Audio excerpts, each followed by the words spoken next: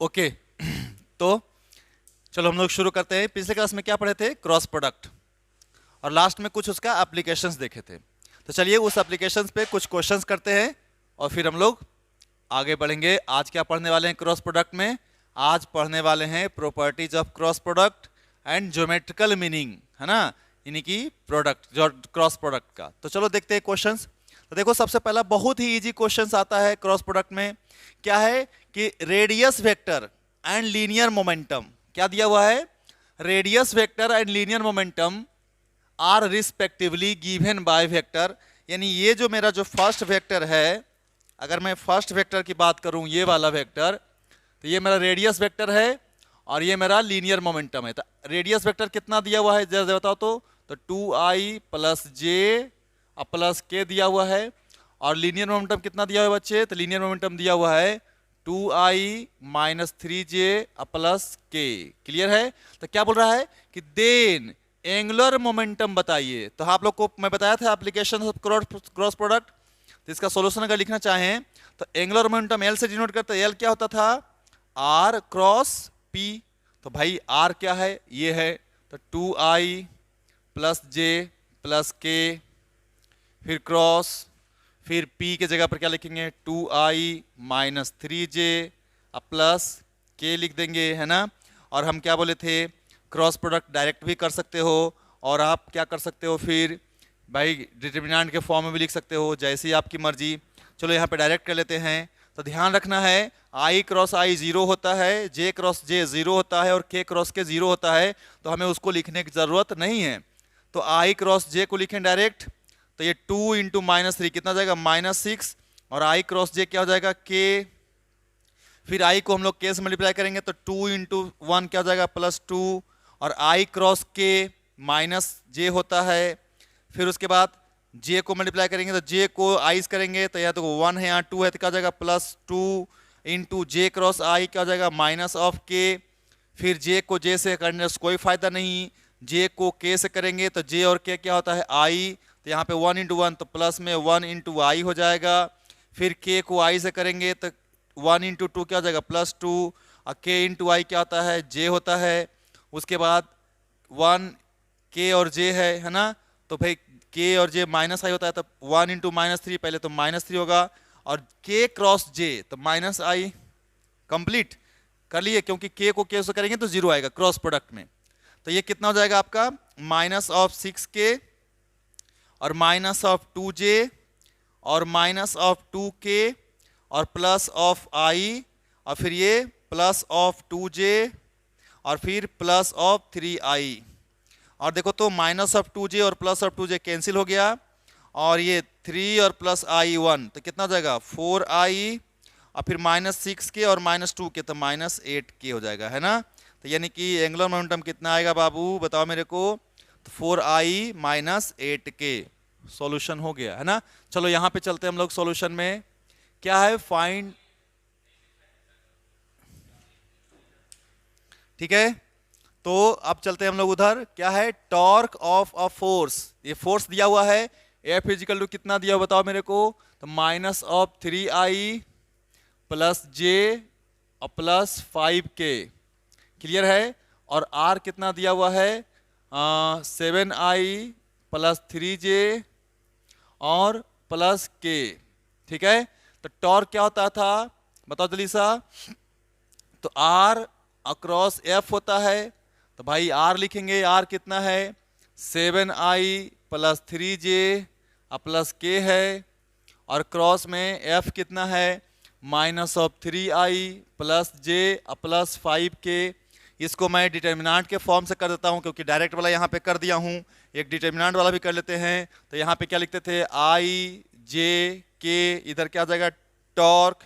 फिर इसको मानेंगे तो 7, फिर +3 और +1, फिर यहाँ पे क्या लिखेंगे बाबू? -3, फिर +1 और +5, तो प्लस ही लिख देंगे 5। अब इसके बाद इसको हम लोग मल्टीप्लाई करेंगे, ठीक है। तो यहाँ पे मल्टीप्लाई करते हैं, इधर नहीं इधर कर लेते हैं। तो देखो क्या बोले थे? i लिख देंगे और फिर ये खत्म ये खत्म, तो ये मल्टीप्लाई तो 5 3 जा 15 और -1 हो जाएगा। फिर ये -j बोले थे लिखने के लिए, तो क्यों? क्योंकि प्लस माइनस प्लस याद है ना, तो -j लिखेंगे। तो ये कंप्लीट, ये खत्म, तो क्या हो जाएगा 7 तो 35 और -3 और माइनस तो क्या +3 और फिर यहाँ क्या हो जाएगा +k इनटू, तो ये वाला लाइन खत्म हो गया, ये वाला लाइन खत्म हो गया, तो ये दोनों 7 × 1 कितना हुआ 7 और ये -3 और -3 -9 और यहाँ पे माइनस तो +9 हो जाएगा। कितना आ जाएगा बताओ मेरे को, तो 15 - 1 कितना 14 × i और फिर -38 × j और फिर ये 16 × k, यही आ जाएगा क्या चीज़ की वैल्यू, टॉर्क की वैल्यू आ गई। क्लियर है? तो ये थोड़ा सा शॉर्ट होता है, आसान है और इजी है। क्लियर है? तो भाई ये जो है हमारा क्रॉस प्रोडक्ट का सिंपल सा एप्लीकेशन है। ठीक है, चलिए तो अब हम लोग और आगे बढ़ते हैं। चलो आगे बढ़ते हैं भाई। अब हम लोग क्या पढ़ने वाले हैं, प्रॉपर्टीज ऑफ क्रॉस प्रोडक्ट। ठीक है, तो चलो देखते हैं। क्या है कि बहुत ही आसान है, आपको थोड़ा सा बस ध्यान रखना है ना।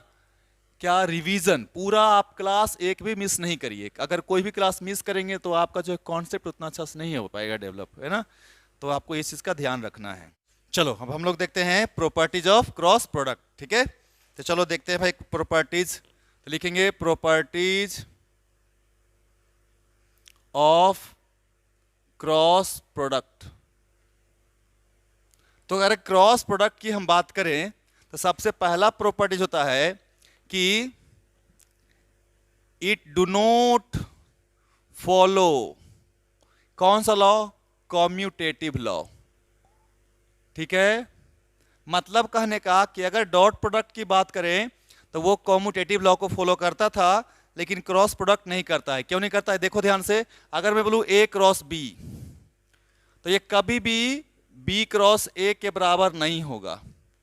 ठीक है, not is equal to B cross A, इसीलिए ये फॉलो नहीं करता है कॉम्यूटेटिव लॉ।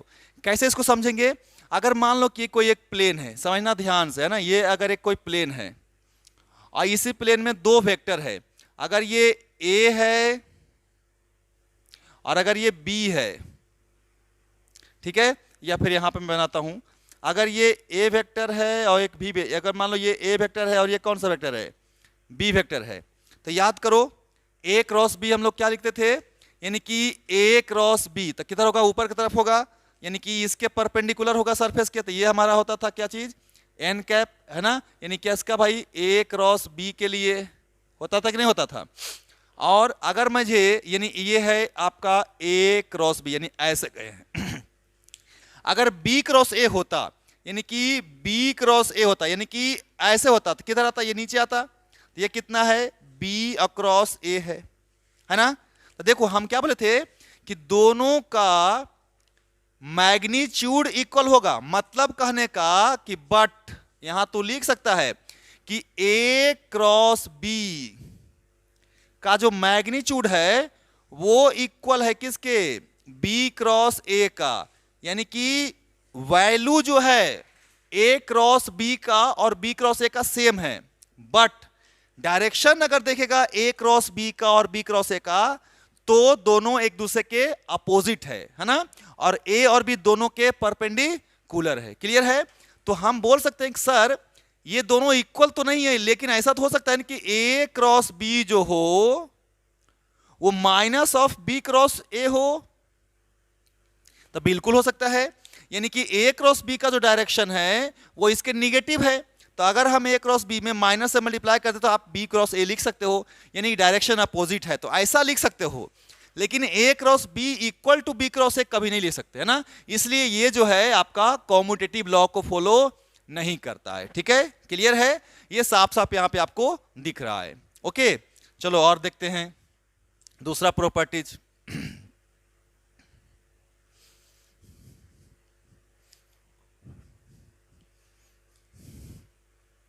अगर हम दूसरा प्रॉपर्टीज का लें, है ना, तो एक और होता है कि cross product do not follow associative law. कहने का मतलब कि अगर आपके पास तीन वेक्टर है, let A, B and C are 3 vectors, तो तुम बोल सकते हो कि A क्रॉस अगर B क्रॉस C है, ठीक है, यानी कि अगर बी क्रॉस सी पहले निकाले उसका ए के साथ उसका क्रॉस किए तो कभी भी इक्वल ए क्रॉस बी और क्रॉस सी के नहीं होगा, है ना। क्यों नहीं होगा, जो समझते हैं ना कि या भाई कि अगर बी क्रॉस ए का जो डायरेक्शन हम लेंगे तो यानी कि बी और सी दोनों के परपेंडिकुलर होगा, और फिर ये डिपेंड करेगा कि ए के साथ उसका क्या डायरेक्शन आ रहा है। उसी तरह से यहां पे क्या ए और बी का डायरेक्शन लेंगे तो पहले जो आएगा ए और बी दोनों के परपेंडिकुलर होगा, तो फिर सी के साथ उसका क्या डायरेक्शन है, ठीक है ना। इसको आप जो है कि न्यूमेरिकली से आप इसको क्या कर सकते हो, प्रूफ भी कर सकते हो, है ना। चलो एक काम करते हैं, हम प्रूफ करके देख लेते हैं इसको, है ना, कि क्या ये सही में जस्टिफाइड है कि नहीं है। तो चलो इसको प्रूफ करते हैं हम लोग, है ना। किसको भाई, तो एसोसिएटिव लॉ को। तो मान लो कि इसको हम प्रूफ करने के लिए क्या करते हैं, ए को कुछ मान लेते हैं, 2i माइनस 3j मान लिए, ठीक है। बी को भी कुछ मान लेते हैं, -3i प्लस 2j, और सी को भी मान लेते हैं, है ना, क्या भाई 2i माइनस 4j। 2d ही मान लिए ताकि जल्दी हो जाए, है ना, प्रूफ हमें करना है। तो अगर 2d के साथ ठीक है तो हम लोग कर लेते हैं इसको। अब देखते हैं भाई, तो लिखते हैं पहले एलएचएस में। तो एलएचएस में क्या है, ए क्रॉस बी क्रॉस सी, तो पहले क्या निकालेंगे, बी क्रॉस सी, तो लिखते हैं बी क्रॉस सी निकालते हैं। तो बी कितना है, -3i plus 2j, -3i plus 2j, और क्रॉस किए किसके साथ, सी के साथ, यानी -2i माइनस 4j, ठीक है। तो चलो इसको देखते हैं, आई क्रॉस आई पता है तुमको कि 0 होता है, तो आई को जे से मल्टीप्लाई करेंगे तो -3 और -4, तो प्लस कितना हो जाएगा 12, और आई क्रॉस जे क्या हो जाएगा के।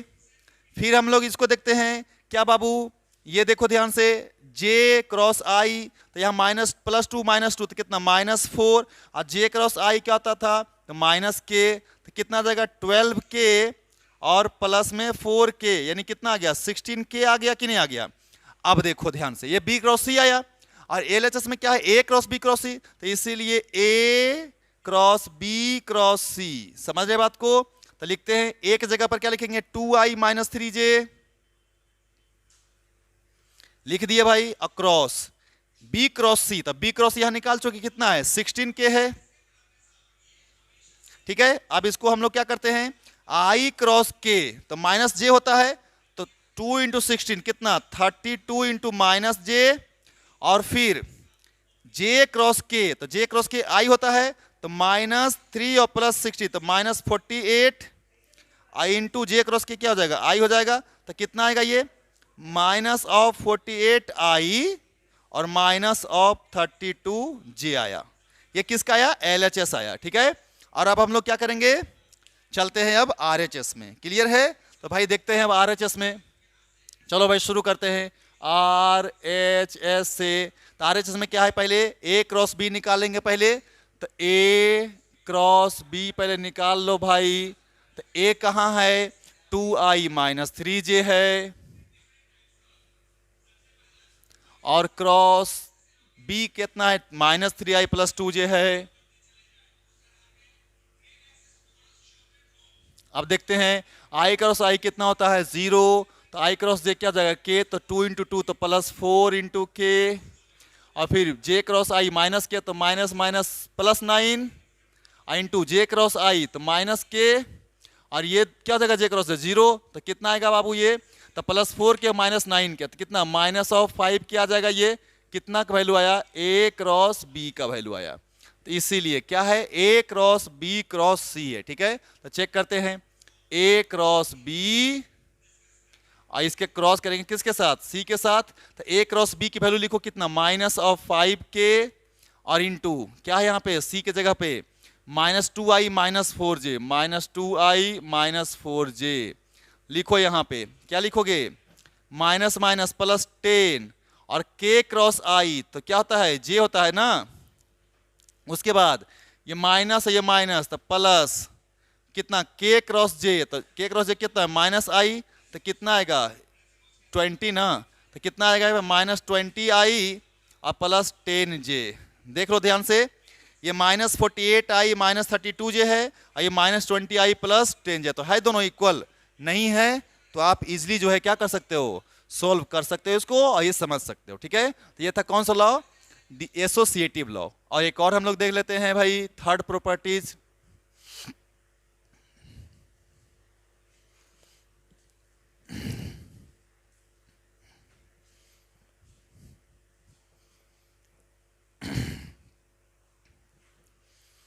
थर्ड प्रॉपर्टीज क्या है थर्ड में, कि cross product follows distributive law. लेकिन कब करेगा डिस्ट्रीब्यूटिव लॉ फॉलो?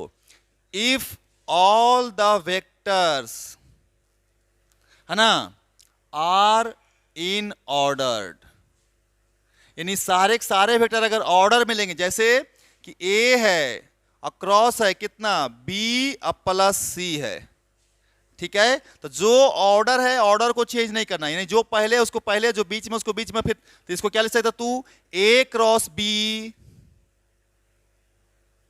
और plus A cross C, C cross A नहीं लिखना है, ए क्रॉस सी, तो ए अक्रॉस सी। अगर ऐसा लिखा हुआ है, अगर ऑर्डर में है, तो ये डिस्ट्रीब्यूटिव लॉ को फॉलो करेगा, ठीक है। क्या भाई, कि अगर ए क्रॉस बी प्लस सी है, तो फिर ये ए cross B plus A cross सी के बराबर होगा। अभी ए बी सी हम एग्जांपल्स दिए हैं, इसको क्या करना, पहले बी और सी को जोड़ना, फिर ए के साथ उसका क्रॉस प्रोडक्ट करना, फिर ए और बी का क्रॉस प्रोडक्ट करना, फिर बी ए और सी का करना क्रॉस प्रोडक्ट, और दोनों तरफ क्या करोगे, चेक करोगे, तो क्या आएगा, इक्वल आएगा, ठीक है। तो ये मैं तुम पे छोड़ता हूं, आप लोग इसको प्रूव कर सकते हो, क्योंकि बहुत टफ नहीं है। क्लियर है। एक और इसमें प्रॉपर्टीज आप लोग जान सकते हो, क्या भाई, चौथा में, कि क्रॉस प्रोडक्ट जो होता है, cross product of self vectors, है ना, इज इक्वल टू 0 होता है। यानी कि अगर कोई वेक्टर ए है और इसी ए के साथ इसका क्रॉस प्रोडक्ट करिए, तो देखिए दोनों के बीच का एंगल कितना डिग्री होगा, 0 हो जाएगा, तो इसकी वैल्यू कितनी हो जाएगी, 0। लेकिन डॉट प्रोडक्ट में क्या होता था, ये उसकी के मैग्नीट्यूड का स्क्वायर हो जाता था। समझ में आ रहा है बात। चलिए, तो हम लोग जो है इजिली जो है ये प्रॉपर्टीज देख लिए, किसका, क्रॉस प्रोडक्ट का। क्लियर है। और अब हम लोग सबसे इंपॉर्टेंट पे आते हैं, जो है ज्योमेट्रिकल मीनिंग, यानी कि ए क्रॉस बी का फिगर में कैसा दिखेगा, उसका क्या मतलब है फोटो में, यानी कि ज्योमेट्री में वो क्या चीज को रिप्रेजेंट करता है, उसको हम लोग देखते हैं, ठीक है। तो चलिए हम लोग देखते हैं। चलिए, तो हम लोग देखते हैं क्या, geometrical meaning of cross product. अच्छा, तुम लोग को मैं बताऊं, ये जो तुम लोग को अभी लग रहा होगा कि ज्योमेट्रिकल मीनिंग बहुत बड़ा कुछ टर्म है, जानता है एक्चुअली में 7वां 8वां क्लास का चीज है ये। अगर 7 8 का बच्चा को अगर इसका अभी मीनिंग समझा दिया जाए तो उसको पता चल जाएगा, ठीक है ना। तो देखो क्या है, अगर मैं तुमको बोलूं चलो एक काम करो, तुम दो कोई वेक्टर ले लो, मान लो कि एक ए वेक्टर ले लिए और एक और वेक्टर ले लिए ए बी, है ना। याद करिए आप कि अगर इन दोनों के बीच का एंगल थीटा है, तो अगर तुम याद करोगे तो इसको हम मिला करके एक पैरेललोग्राम बना सकते हैं कि नहीं बना सकते हैं, बनाए थे कि नहीं पैरेललोग्राम लॉ ऑफ में, है ना। तो अगर ये ए है तो इसी जैसा हम सामने में ए लिख सकते हैं कि नहीं, और उसी तरीके से अगर ये बी है तो इसके सामने हम लोग बी लिख सकते हैं, लिख सकते ही नहीं सकते हैं। अब तुम एक काम करो, क्या करोगे कि तुम अभी वेक्टर को भूल जाओ और ऐसा सोचो कि मुझे इस पैरेललोग्राम का एरिया निकालना है। समझ में आ रहा है बात को, इस पैरेललोग्राम का एरिया निकालना है। तो क्या लिखते थे, एरिया बेस इंटू हाइट लिखते थे ना। तो अगर मैं यहां से एक परपेंडिकुलर ऐसे डाल दूं बच्चे, ये वाला, ये अगर यहां से परपेंडिकुलर डाल दिया यहां पे, और अगर ये हमारा यहां से यहां तक बी है, तो ये इसका अगर इधर प्रोजेक्शन लेगा तो कितना आएगा, ये बी इंटू साइन थीटा आएगा, और अगर इसका प्रोजेक्शन हॉरिजॉन्टल में लेगा तो कितना आएगा, बी कॉस थीटा आएगा। बता चुके हैं हम कि अगर ये बी है तो इस तरफ अगर लेगा, अगर देख लो तुम चाहो तो, है ना, ये अगर इसको पी मान लो तो क्या ले सकता तू, परपेंडिकुलर बेस हाइपोटेनियस, तो sine theta is equal to perpendicular by hypotenuse, तो परपेंडिकुलर को अगर मान लो पी और अपन हाइपोटेनियस कितना हो गया, बी, तो बी हो गया। तो P की वैल्यू कितनी आ गई, B इंटू साइन थीटा। अगर मैं यहां पे बोलूं कि एक काम करो, area low, area of parallelogram,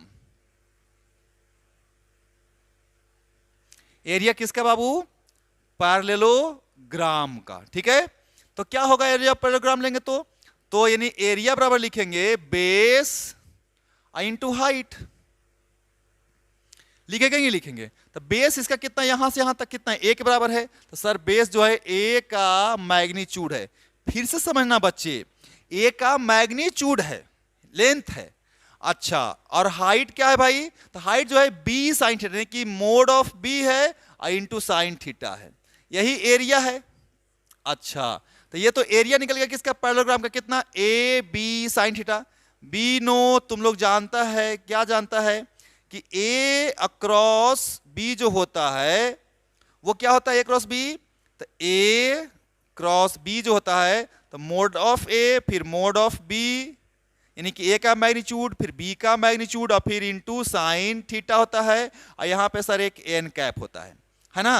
तो अगर इसमें इसको ये एरिया, तो ये इसको मैं अगर, तो एरिया इन वेक्टर फॉर्म, ये ध्यान रखना, ये 12th में तुमको काम आएगा। हम इस एरिया को वेक्टर में लिखते हैं। तो क्या होता है एरिया इन वेक्टर फॉर्म? क्या होता है? ये होता है आपका क्या भाई? तो इसका अगर मैं बात करूं तो कितना जगह? ए क्रॉस एरिया, यानी एरिया इन वेक्टर फॉर्म, है ना। एरिया क्या चीज फॉर्म है? Vector form. इसको डिनोट कैसे करें हम लोग एरिया को? तो एरिया ही लिख देते हैं, एरिया, और ऊपर लगाते हैं वेक्टर। कितना हो जाएगा? ए बी, एक तो इसका mod I into sine theta I into N cap, जहां पे एन कैप क्या है? यूनिट वेक्टर है। लेकिन क्या यूनिट वेक्टर क्या होता है? ये परपेंडिकुलर है किसके? To surface. ये जो ए और बी मिल करके जो सरफेस बना रहा है, अगर इस सरफेस के परपेंडिकुलर हम करेंगे तो यही एन कैप आएगा, ठीक है। तो एरिया वेक्टर एक वेक्टर क्वांटिटी है जिसका डायरेक्शन, फिर से समझना, एरिया जो है एक वेक्टर क्वांटिटी है जिसका डायरेक्शन सरफेस जिसमें एरिया निकाल रहे हैं उसके परपेंडिकुलर होगा। क्या होगा? उसके परपेंडिकुलर होगा, ठीक है ना। तो हम बता चुके थे एरिया कैसा क्वांटिटी है? वेक्टर क्वांटिटी है, ठीक है ना। लेकिन कब? जब हम एरिया का डायरेक्शन लेंगे। और एरिया का डायरेक्शन कैसे लेंगे बाबू?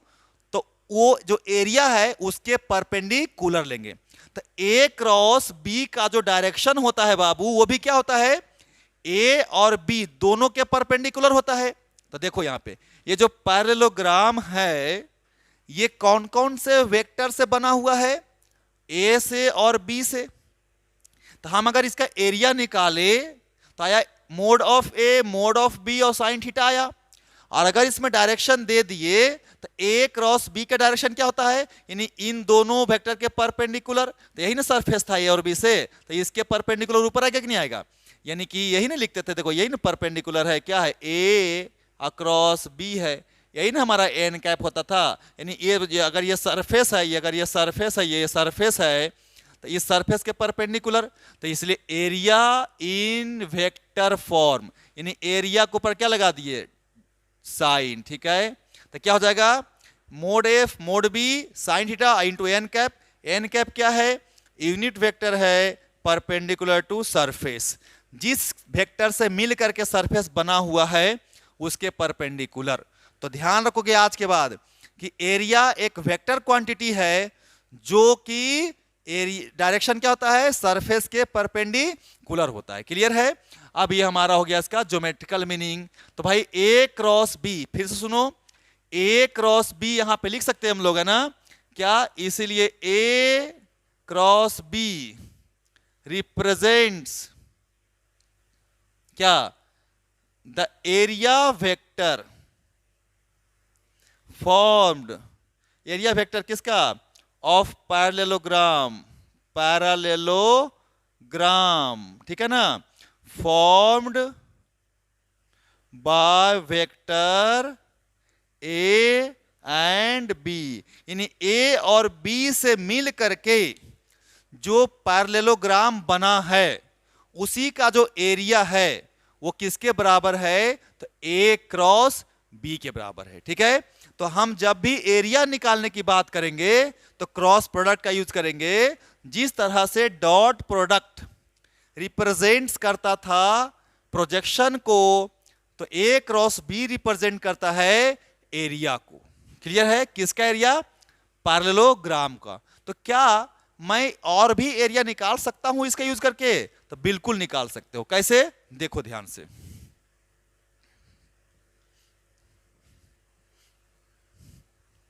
यहां पे 3 पॉइंट्स में बता रहा हूं, है ना?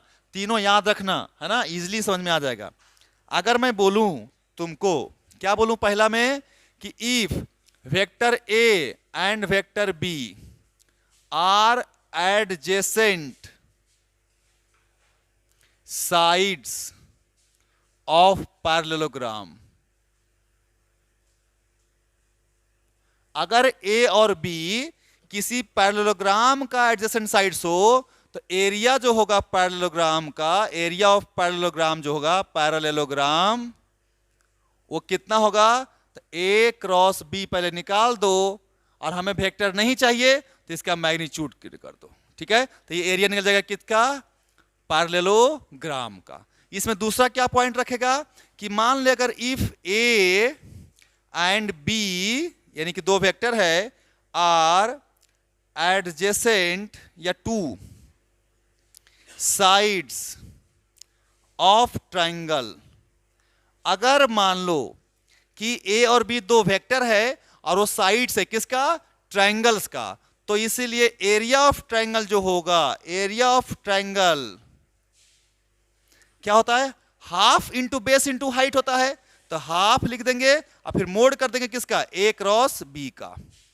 क्यों? क्योंकि ए क्रॉस बी क्या है? बेस इंटू हाइट है, और चूंकि ट्राइंगल है तो half into base into height होगा, तो इसको हाफ से हम क्या कर देंगे? मल्टीप्लाई कर देंगे। आगे अगर मैं बोलूं एक और पॉइंट्स, कि अगर मान लो if vector A and vector B represents the diagonal of parallelogram,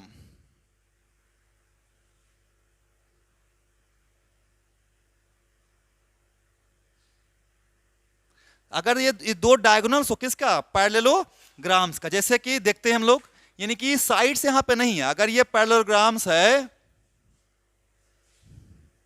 तो इसका एक डायगोनल जो है वो ए है, और दूसरा जो डायगोनल है वो कितना है? बी है। यानी कि साइड कुछ होगा अलग होगा, पी होगा और क्यू होगा। तो हमको साइड से मतलब नहीं है, हमको डायगोनल से मतलब है। ठीक है, तो अगर डायगोनल है वेक्टर कोई दो, तो एरिया जो होगा पैरेललोग्राम का, एरिया ऑफ पैरेललोग्राम याद है आप लोगों को? पैरेललोग्राम है ना, क्या होता था 8 क्लास में? Half into d1 into d2। तो यहां क्या जाएगा? हाफ इंटू ए अक्रॉस बी। तो अगर ए और बी ट्राइंगल का साइड है तो हाफ इंटू ए क्रॉस बी हो जाएगा, और अगर ए और बी डायगोनल्स है और पैरेललोग्राम का एरिया निकालना है तो क्या हो जाएगा? हाफ इंटू ए क्रॉस बी। क्लियर है? चलिए अब इसको हम लोग कुछ क्वेश्चंस भी देख लेते हैं। ठीक है ना? क्वेश्चन एक है ना, जैसे मान लो कि the diagonals of a parallelogram दिया हुआ है। ठीक है, रिप्रेजेंटेड बाय कितना? P equal to 5i minus 4j plus 3k and Q equal to 3i plus 2j minus k। ठीक है, तो बोल रहा है कि एरिया ऑफ पैरेललोग्राम निकालिए। तो देखो डायगोनल दिया हुआ है, और अगर डायगोनल दिया हुआ है तो फिर इसका हम क्या कर सकते हैं? आराम से एरिया निकाल सकते हैं। तो एरिया क्या हो जाएगा? Area of parallelogram. बताओ कौन सा फॉर्मूला लगाएंगे? डायगोनल वाला लगाएंगे ना, तो क्या हाफ लिखेंगे और ये क्या लिखेंगे? ए क्रॉस बी। क्लियर है? तो यहां लिख दो, हाफ लिख दो, और ए क्रॉस बी निकालने बताए थे ना, इसको ए मान लो इसको बी मान लो, तो यहां क्या लिख दोगे? आई, फिर जे और फिर के, और यहां लिख दो 5, और ये क्या है? -4, और ये +3, यहां पे 3, और उसके बाद 2 और -1। क्लियर है? अब यहां पे लिखिए हाफ, और ये प्लस, ये माइनस, और ये प्लस। याद है? तो आई को आप लिखिए यहां पे, तो क्या हो जाएगा? आई को लिखेंगे तो ये दोनों बंद हो जाएगा, तो ये क्या हो जाएगा?